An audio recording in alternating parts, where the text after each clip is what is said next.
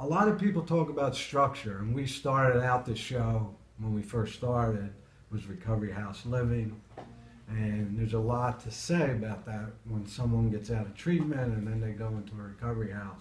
I know I was one of them, and the structure is what helps us to get better. What do you think about that, Mark?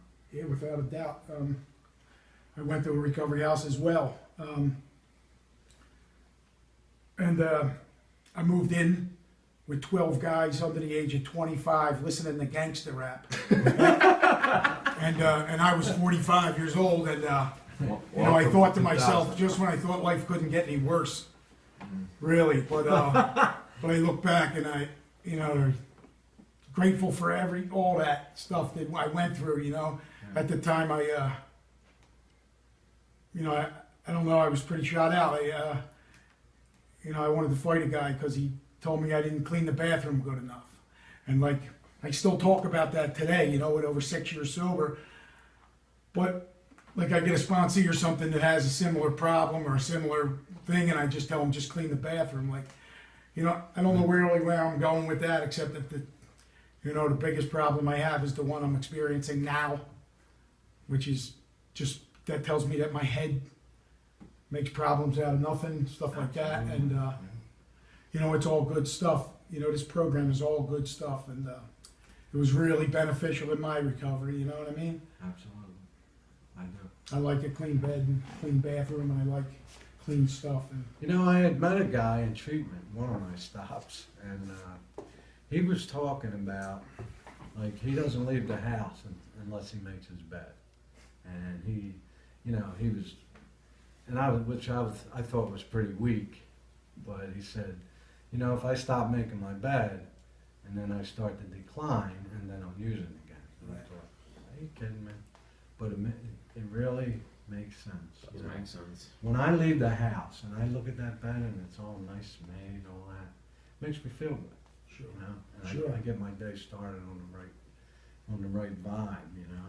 And when I start my day out right like that, usually the rest of the day will follow suit like that. But when I don't pray and I don't get quiet time and don't make the bed because I'm in a hurry, I got up late or whatever, then the day is chaotic. What do you think about that, Art? You busy over there? I'm trying not to. So we were in peril of canceling the show tonight, but I'm glad we didn't because we're all So am I. here. You are?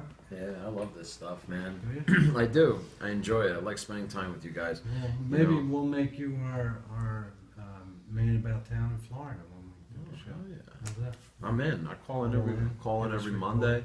Let you know how the beach is. No, you don't have to. You can do that in Oh yeah, I'll let you know. How's this? I'll let you know how the beach meetings are going. Yeah, I don't care about them. Yeah, so, and it's, and you too went through a structured environment after you Yeah. got out, right? Yeah. You know, I obviously didn't know what a structured environment was ever. You know, Nice. 7 rehabs, 3 psych wards later, I had no idea. And I go to this little Who's house. counting? Yeah, who's counting? Not me. I went to a house, man, and the biggest thing that, for me, in housing and structured living, is they not only taught me how to live right in some ways, but they taught me about the program of Alcoholics Anonymous or Narcotics Anonymous or whatever Anonymous. And they were like, go to this meeting, get a sponsor, get a home group, get a commitment. And my first question is, what is that? Mm-hmm. You know, so over time I was able to learn those things, what those things were. Unfortunately, I can't say the first time I did all that stuff I got it, because I didn't, you know. But the best thing that I ever learned out of all that was that I knew where to go after. I knew kind of what to do, and then that's what I did. You know, I remember my first couple days in Florida. I went to a meeting. I looked at the guy that like looked like he had it all, and I went up to him and I was like, "Hey man, I don't know anything about anything. Would you help me out?" And he said, "Yeah." You know, and then after that, you know, Todd kind of knows a little bit. I just do what people say for a while till I think I know something, and then I ruin it again, and then I ask again. You know, what do we say? I said, my sponsor tells me.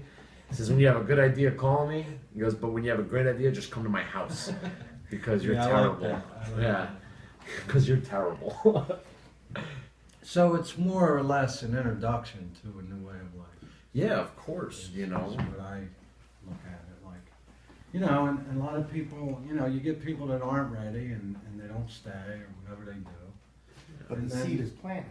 Absolutely. Most important thing. You know, if you believe in what you believe in and you hold them accountable to the rules, and it's a recovery house that believes in something, and the people working there believe in something, and then the people that will stay there will believe in something, people will carry that with them for life.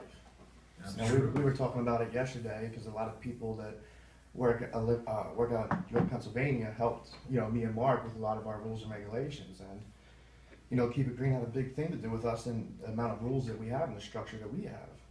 Because that's what we believe. We're hurting them if we don't hold them accountable. And it's not Absolutely. fun. It's not fun asking somebody to leave because they're not doing what's right. I agree. I've had to do it. And, you know, it's also risky at times to tell the truth Ah, because we don't like to hear the truth, we hate the you truth. know? And being risky,